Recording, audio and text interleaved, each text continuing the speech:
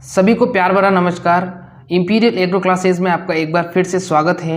Jet ICR और BHU की online class में आज हम पढ़ने वाले हैं एग्रीकल्चर के कुछ महत्वपूर्ण बिंदुओं के बारे में, और इन बिंदुओं से हर बार परीक्षा में सवाल पूछे जाते हैं और थोड़े से कन्फ्यूजन की वजह से स्टूडेंट इन सवाल को गलत कर बैठते हैं।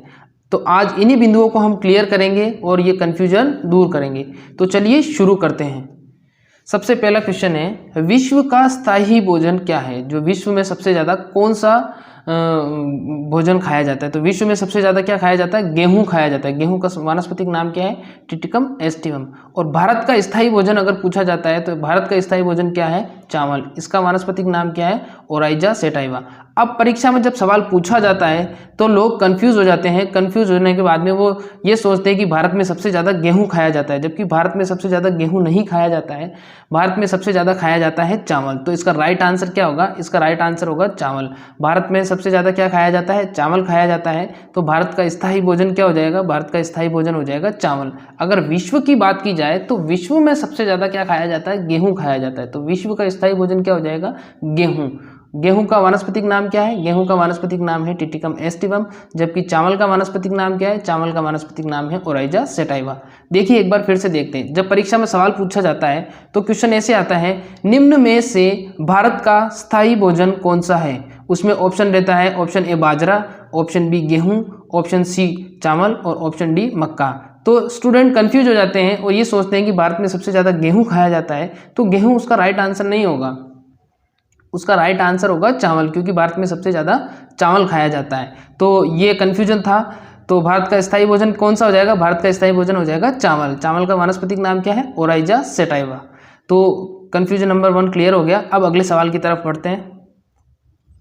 अगला सवाल है एनीमोमीटर और विंड वैन।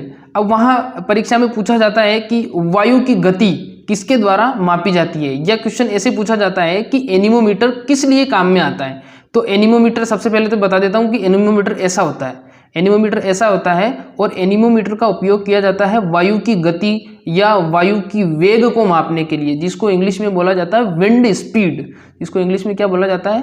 विंड स्पीड बोला जाता है। और एनीमोमीटर का उपयोग किस लिए किया जाता है? वायु की गति या वायु के वेग या विंड स्पीड को मापने के लिए। तो बच्चे वहाँ पर कंफ्यूज हो जाते हैं और वायु की गति की जगह वो वायु दिशा कर देते हैं और सवाल गलत हो जाता है। अब बात करते हैं विंड वैन। विंड वैन क्या होता है? विंड वैन ऐसा होता है, ये वायु की दिशा का निर्धारण करता है। क्या करता है? वायु की दिशा का निर्धारण करता है। तो विंड वैन का उपयोग किस लिए किया जाता है? विंड वैन का उपयोग किया जाता है वायु की दिशा का निर्धारण करने के लिए, और एनीमोमीटर का उपयोग किया जाता है वायु की गति को मापने के लिए। देखिए एक बार फिर से बताता हूँ आपको एनीमोमीटर क्या होता है।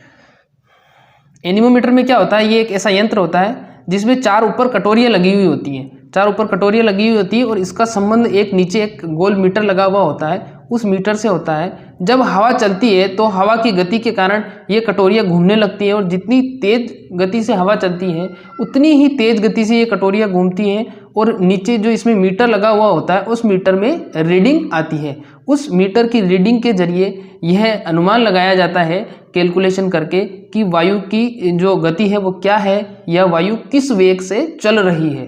तो एनीमोमीटर का उपयोग किस लिए किया जाता है? एनीमोमीटर का उपयोग किया जाता है वायु की गति का या वायु की जो वेग होता है, विंड स्पीड होती है, उसका पता लगाने के लिए। ये इस प्रकार का एक यंत्र होता है जो अधिकतर मौसम वेधशालाओं या जो क्लाइमेटोलॉजी स्टेशन होते हैं वहाँ पर होता है। तो उम्मीद करता हूँ ये आपको समझ में आ गया होगा एनीमोमीटर। अब आगे बात करते हैं विंड वैन की। अब देखिए विंड वैन क्या होता है। विंड वैन एक ऐसा यंत्र होता है जिसमें चारों तरफ लिखा हुआ होता है नॉर्थ ईस्ट, फिर इधर साउथ और इधर west. North east west south लिखा हुआ होता है, और इसका उपयोग किस लिए किया जाता है? वायु की दिशा का निर्धारण करने के लिए। वायु की दिशा का निर्धारण करने के लिए किसका उपयोग किया जाता है? विंड वैन का उपयोग किया जाता है। जिस प्रकार से तेज हवा चलती है और जिस डायरेक्शन में हवा चलती है उस डायरेक्शन में ये जो तीर का निशान होता है ये घूम जाता है, और उसी से अंदाज़ा लगाया जाता है कि वायु किस दिशा से किस दिशा की ओर चल रही है। यानी कि वायु पश्चिम से पूर्व की ओर चल रही है या पूर्व से पश्चिम की ओर चल रही है या उत्तर से दक्षिण की ओर चल रही है या दक्षिण से उत्तर की ओर चल रही है। तो ये मुख्य बात होती है। और एक यहाँ पर जानकारी आपको और देना चाहूँगा मैं, जो हमेशा नक्शा होता है, नक्शे में हमेशा जो उत्तर दिशा होती है वो ऊपर की तरफ होती है। हमेशा नक्शे में जो उत्तर दिशा होती है वो ऊपर की तरफ होती है। तो उम्मीद करता हूँ ये विंड वैन और एनीमोमीटर का जो कन्फ्यूजन था वो क्लियर हो गया होगा। प्लीज़ एक बार से इस चैनल को सब्सक्राइब कर लीजिए यहाँ से लाल बटन को दबाकर, और नोटिफिकेशन बेल को भी ओके कर लीजिए, और यहाँ से वीडियो को लाइक भी कर लीजिए ताकि आप ऐसी कोई भी वीडियो मिस नहीं कर पाएँ। चलिए आगे बढ़ते हैं। अब नेक्स्ट कन्फ्यूजन होता है बच्चों को, वहाँ पर सवाल पूछा जाता है कि भारतीय मसाला अनुसंधान संस्थान कहाँ पर है। तो अब देखो, भारत में मसाले से संबंधित दो अनुसंधान केंद्र, एक तो मसाला अनुसंधान संस्थान है और एक मसाला अनुसंधान केंद्र है। सबसे पहला क्या है, भारतीय मसाला अनुसंधान संस्थान। ये कहाँ पर है, ये है कालीकट केरल में, जिसको क्या बोला जाता है, IISR भी इसको बोला जाता है। इसकी स्थापना कब हुई थी, इसकी स्थापना हुई थी 1975 में। अब मसाला क्या होता है, मसाला होता है जैसे काली मिर्च, इलायची, लौंग और भी जो मसाले होते हैं वो क्या कहलाते हैं, वो साबुत मसाले होते हैं। अब बात करते हैं बीजीय मसाला। तो राष्ट्रीय बीजीय मसाला अनुसंधान केंद्र कहाँ पे है, राष्ट्रीय बीजीय मसाला अनुसंधान केंद्र है तबीजी में, और तबीजी अजमेर राजस्थान। इसको क्या बोला जाता है, NRCSS, यानी कि national research centre for seed and spices. इसकी स्थापना कब हुई थी, इसकी स्थापना हुई थी सन 2000 में, और इसका उदाहरण क्या है, सौंफ, जीरा, धनिया आदि। अब इसका जो कन्फ्यूजन है वो क्लियर करता हूँ। देखो, सबसे पहले तो है कि ये जो भारतीय मसाला अनुसंधान संस्थान है, ये पहले भारतीय मसाला अनुसंधान संस्थान नहीं था, ये पहले राष्ट्रीय मसाला अनुसंधान संस्थान था। क्या था, राष्ट्रीय मसाला अनुसंधान संस्थान था। फिर इसको परिवर्तित करके इसका नाम कर दिया भारतीय मसाला अनुसंधान संस्थान, और ये है कालीकट केरल में। अब ये यहाँ पर शब्द दिया गया है भारतीय, फिर उसके बाद में दिया गया है मसाला, यानी कि सिर्फ मसाला दिया गया, और यहाँ पर दिया गया है राष्ट्रीय, फिर उसके बाद में मसाला के आगे एक शब्द और जुड़ा है, देखो बीजीय। तो एक तो होता है बीजीय मसाला और एक होता है मसाला। अब इन दोनों में क्या डिफरेंस है, देखो, जो बीजीय मसाला होता है उसमें जो मसाले का मुख्य भाग होता है वो उस फसल का मुख्य बीज होता है। जैसे सौंफ है तो सौंफ उसका मेन बीज है, यानी कि मुख्य बीज है, उस बीज से नया पौधा तैयार किया जा सकता है। जीरा है तो जीरा भी एक उसका बीज है, तो वो एक प्रकार से बीज है, यानी कि उस फसल का वो बीज है, और उसी बीज को हम मसाले के रूप में उपयोग कर रहे हैं। तो ऐसी फसलें क्या कहलाती हैं, बीजीय मसाला कहलाती है। और जो अन्य मसाला होता है उसमें पेड़ का कोई सा भी भाग लिया जा सकता है। उसमें जैसे दालचीनी हो गई तो वो पेड़ की छाल से भी ली जा सकती है, फूल से भी ली जा सकती है, उसकी जड़ों से भी ली जा सकती है। तो पेड़ का कोई सा भी भाग हो सकता है, वो कहलाता है सिर्फ मसाला, और जो बीज से हम प्राप्त करते हैं वो कहलाता है बीजीय मसाला। तो अब क्वेश्चन पूछा जाता है आपसे कि भारतीय मसाला अनुसंधान केंद्र कहाँ पर है। तो भारतीय मसाला अनुसंधान केंद्र अगर आपसे पूछा जाता है तो उत्तर होगा कालीकट केरल। अगर स्थापना पूछी जाती है तो 1975। अगर आपसे पूछा जाता है राष्ट्रीय बीजीय मसाला अनुसंधान केंद्र, तब इसका जवाब होगा अजमेर राजस्थान। इसका जो इंग्लिश में है national research centre for seed spices. इसकी स्थापना हुई थी सन 2000 में। अब आपसे सवाल ऐसे भी पूछा जा सकता है, निम्न में से बीजीय मसाला नहीं है। तो ऑप्शन ए होगा सौंफ, फिर जीरा, फिर धनिया, फिर ऑप्शन चौथा हो जाएगा काली मिर्च। तो काली मिर्च बीजीय मसाला नहीं है। ठीक है, जो मसाला हमें बीज से प्राप्त होता है वो क्या कहलाता है, बीजीय मसाला कहलाता है। तो ये एक कन्फ्यूजन था जो मैंने क्लियर कर दिया। चलिए अगले सवाल की तरफ बढ़ते हैं। अगला सवाल है पूसा रूबी और रूबी के बीच में। अब क्वेश्चन पूछा जाता है कि पूसा रूबी किसकी किस्म है। तो पूसा रूबी किस्म पूछी जाती है, लोग जिन्होंने अनार पढ़ा होता है वो अनार कर देते हैं क्योंकि सिर्फ रूबी अनार की है। तो पूसा रूबी अगर किस्म पूछी जाती है तो पूसा रूबी किस्म है टमाटर की, और टमाटर का वानस्पतिक नाम क्या है, सोलेनम लाइकोपर्सिकम। अगर आपसे पूछा जाता है कि रूबी किसकी किस्म है, तो रूबी किसकी किस्म है, रूबी किस्म है अनार की, इसका वानस्पतिक नाम क्या है, प्यूनिका ग्रेनेटम। अब यहाँ पर आपको मैं एक दिलचस्प बात बताना चाहूँगा, यहाँ पर अनार के पीछे दिया हुआ है शब्द ग्रेनेटम। तो जो बॉम्ब होता है यानी कि जो हैंड ग्रेनेड होता है उसमें जो पीछे वर्ड लिया गया है हैंड ग्रेनेड, वो ग्रेनेड इसी से लिया गया है।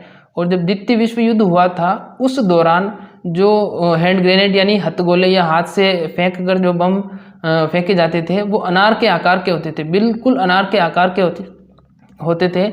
इसीलिए इनको हैंड ग्रेनेड बोला जाने लगा क्योंकि इनका आकार बिल्कुल अनार के आकार का होता था।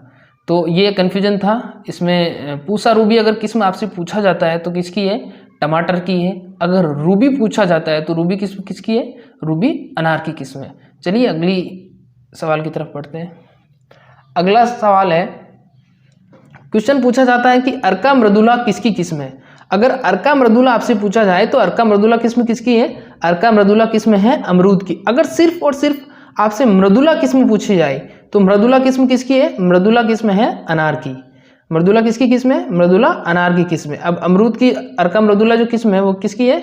अमरूद की किस्म है। अमरूद का वानस्पतिक नाम क्या है?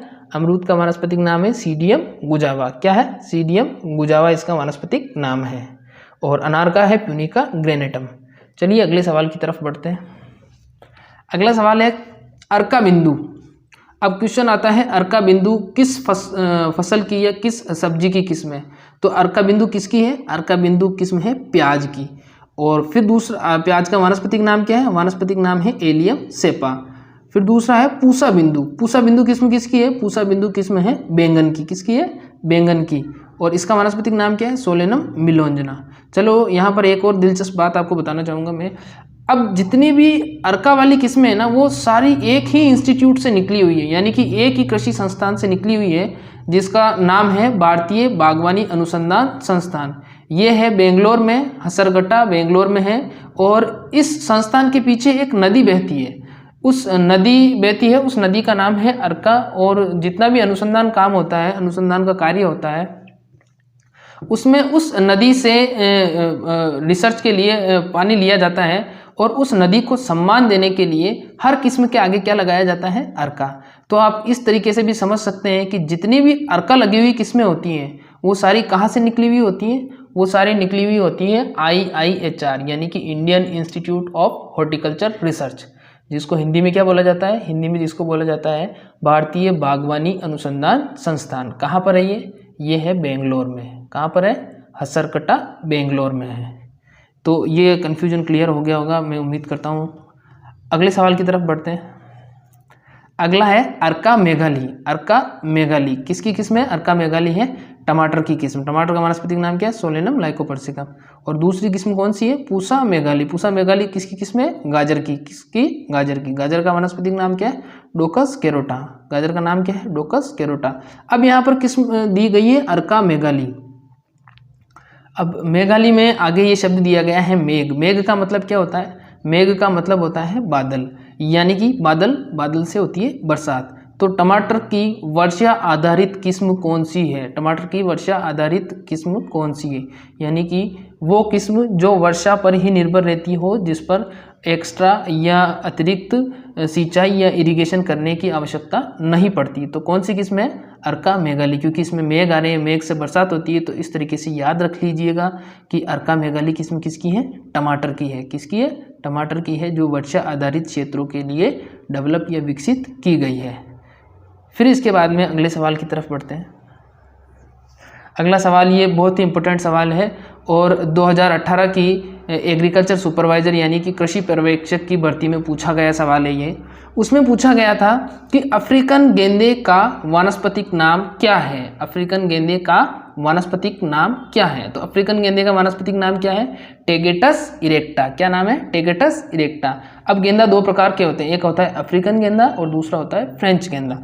तो वहाँ पर ऑप्शन में अफ्रीकन गेंदे का वानस्पतिक नाम भी दिया गया था और फ्रेंच गेंदे का वानस्पतिक नाम भी दिया गया था। तो स्टूडेंट कंफ्यूज हो गए और अफ्रीकन गेंदा और फ्रेंच गेंदा में अंतर नहीं समझ पाए और सबने टेगेटस पेट्यूला कर दिया। तो अफ्रीकन गेंदा का वानस्पतिक नाम क्या होगा? टेगेटस इरेक्टा, गुणसूत्र संख्या 24। और फ्रेंच गेंदे में टेगेटस पेट्यूला और गुणसूत्र संख्या 2n बराबर 48 यानी कि 48। तो ये एक इम्पोर्टेंट सवाल था। उम्मीद करता हूँ दोस्तों वीडियो आपको पसंद आ रही होगी। प्लीज़ एक बार वीडियो को यहाँ से लाइक और सब्सक्राइब कर लीजिएगा और इसको देखने के बाद में शेयर ज़रूर करिएगा। चलिए अगले सवाल की तरफ बढ़ते हैं। अगला सवाल है बहुत ज़्यादा कंफ्यूज करने वाला सवाल है, क्योंकि इसमें बहुत बार ये क्वेश्चन आता है और हर बार बच्चों से गलत हो जाता है। देखिए क्वेश्चन क्या है? क्वेश्चन है मिर्च का लाल रंग और नीचे दिया गया है मिर्च का तीखापन। यहाँ पर दो हैं। अब मिर्च का लाल रंग किसके कारण होता है? मिर्च का लाल रंग पूछा जाता है तो सवाल का आंसर देना है कैप्सेथीन। पीछे आ रहा है थीन। अगर आपसे पूछा जाता है मिर्च का तीखापन, तो मिर्च का तीखापन किससे होता है? कैप्सेसिन के कारण होता है। किससे होता है? कैप्सेसिन के कारण होता है। तो देखो, मिर्च का लाल रंग पूछा जाए तो कैप्सेथीन, और तीखापन पूछा जाए तो कैप्सेसिन। ये इसके अंदर बिल्कुल अंतर करने वाली चीज़ है और इम्पोर्टेंट चीज़ है, हर बार पूछी जाती है एग्जाम में। एक बार फिर से देख लीजिए, मिर्च का अगर लाल रंग पूछा जाता है तो कैप्सेथीन, और मिर्च का तीखापन अगर पूछा जाता है तो कैप्सेसिन। ये बिल्कुल अंतर ध्यान रख लीजिएगा और इम्पोर्टेंट सवाल है, हर बार पूछा जाता है। चलिए अगले सवाल की तरफ बढ़ते हैं। अगला सवाल है, ये भी वेरी इंपॉर्टेंट है। प्याज में तीखापन, यानी कि जब प्याज खाते हैं तो हमें चरपराहट या तीखापन लगता है, तो वो किस तत्व के कारण लगता है? वो किस तत्व के कारण लगता है? एलाइल प्रोपाइल डाइसल्फाइड के कारण। किसके कारण लगता है? एलाइल प्रोपिल डाइसल्फाइड के कारण। प्याज में किसके कारण लगता है तीखापन? एलाइल प्रोपिल डाइसल्फाइड के कारण। अगर लहसुन में पूछा जाए, लहसुन में तीखापन किसके कारण होता है, तो लहसुन में किसके कारण होता है? डाई एलाइल डाइसल्फाइड के कारण। किसके कारण होता है? डाई एलाइल डाइसल्फाइड के कारण होता है। तो ये बहुत ज़्यादा इंपॉर्टेंट है, ये सवाल हर बार पूछे जाते हैं। इसमें से एक एक सवाल पूछा गया है और एक से ज़्यादा बार पूछा गया है, और स्टूडेंट एग्जाम में स्ट्रेस की वजह से कंफ्यूज हो जाते हैं हर बार। तो एक एक पॉइंट को आपको ध्यान से समझना है। प्याज में तीखापन, तीखापन पूछा जाता है तो आपको करना है एलाइल प्रोपाइल डाइसल्फाइड। अगर आपको पूछा जाता है लहसुन में तीखापन या चरपराहट, तो आपको करना है डाई एलाइल डाइसल्फाइड। ये इंपॉर्टेंट है, ध्यान से देख लीजिएगा। चलिए अगले सवाल की तरफ बढ़ते हैं। अगला सवाल है, गोभी वर्गीय सब्जियों में गंध किस कारण आती है? गोभी वर्गीय सब्जियों में गंध किस कारण आती है? तो किसके कारण आती है गोभी वर्गीय सब्जियों में गंध? सिनिग्रीन के कारण आती है। किसके कारण आती है? सिनिग्रीन के कारण आती है। फिर उसके बाद में अगला है, सरसों के तेल में गंध किसके कारण आती है? तो सरसों के तेल में भी गंध किसके कारण आती है? सिनिग्रीन के कारण आती है। क्योंकि गोभी वर्गीय सब्जियां और जो सरसों का जो पौधा होता है, ये दोनों एक ही कुल से संबंधित है, दोनों एक ही कुल से संबंधित हैं, इसलिए इन दोनों में मिलती जुलती सी गंध आती है जो सिनिग्रीन के कारण आती है। अब आपसे अगर सवाल पूछा जाए कि गोभी वर्गीय सब्जियों में खुशबू किस कारण आती है, तो खुशबू का आंसर क्या हो जाएगा? डाइमिथाइल पायरेजीन। क्या हो जाएगा? डाइमिथाइल पायरेजीन। क्या आंसर हो जाएगा? डाइमिथाइल पायरेजीन। तो गोभी वर्गीय सब्जियों में गंध तो होगी सिनिग्रीन के कारण, सरसों के तेल में गंध सिनिग्रीन के कारण, और गोभी वर्गीय सब्जियों में खुशबू डाइमिथाइल पायरेजीन के कारण। इंपॉर्टेंट है, इसको एक एक पॉइंट को ध्यान से देखना है आपको। अब बहुत ही इंपॉर्टेंट सवाल है और हर बार आता है और कंफ्यूज हो जाते हैं बच्चे। सबसे पहली ट्रांसजेनिक फसल कौन सी थी? सबसे पहली ट्रांसजेनिक फसल थी तंबाकू। कौन सी थी? तंबाकू। सबसे पहली ट्रांसजेनिक फसल कौन सी थी? तंबाकू। अब यहाँ तक तो ठीक है, लेकिन कंफ्यूज होते हैं बच्चे यहाँ पर। भारत में सर्वाधिक क्षेत्र में उगाई जाने वाली ट्रांसजेनिक फसल कौन सी है? कपास है। कौन सी है? कपास है। और विश्व में सबसे अधिक उगाई जाने वाली ट्रांसजेनिक फसल ये कौन सी है? ये है सोयाबीन। कौन सी है? सोयाबीन। अब बच्चे सर्वाधिक भारत में पूछा जाता है तो बच्चे सोयाबीन कर देते हैं, और विश्व में पूछा जाता है तो कपास कर देते हैं। जबकि भारत की कौन सी है? भारत की ट्रांसजेनिक फसल है कपास, और विश्व की ट्रांसजेनिक फसल कौन सी है? सोयाबीन, जो सबसे ज़्यादा उगाई जाती है। अगर सबसे पहली पूछा जाता है तो सबसे पहली ट्रांसजेनिक फसल कौन सी है? टोबैको, यानी कि तंबाकू। कौन सी है? तंबाकू। अब तंबाकू से एक सवाल मुझे याद आया, बहुत ही इंपॉर्टेंट है।